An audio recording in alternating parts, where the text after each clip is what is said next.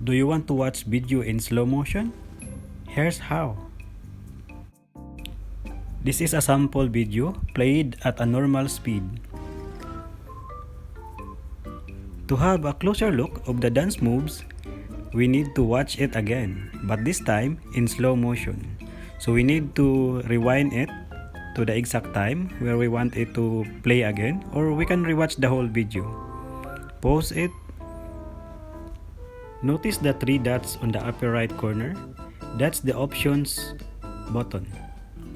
We need to click that to open the options for this video.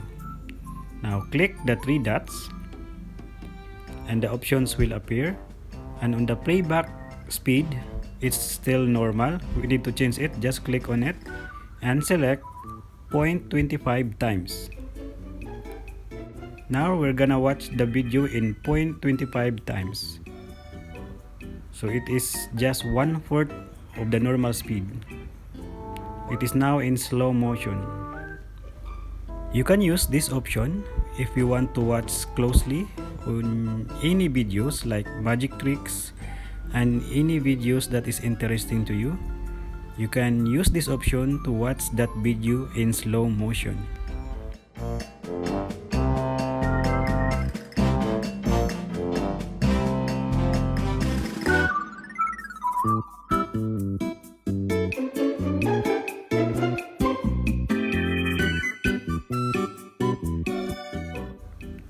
Now, to return the playback speed back to normal, just click the three dots again. So we need to pause the video first, click the three dots, and the playback speed, which is 0.25 times, we'll change it to normal by clicking on it.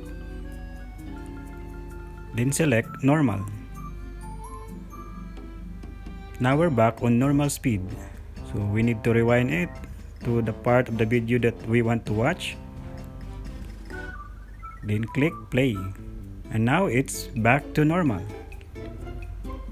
And that is how to watch video in slow motion. And actually you can also watch video faster, up to 2 times. Thank you for watching. Bye bye.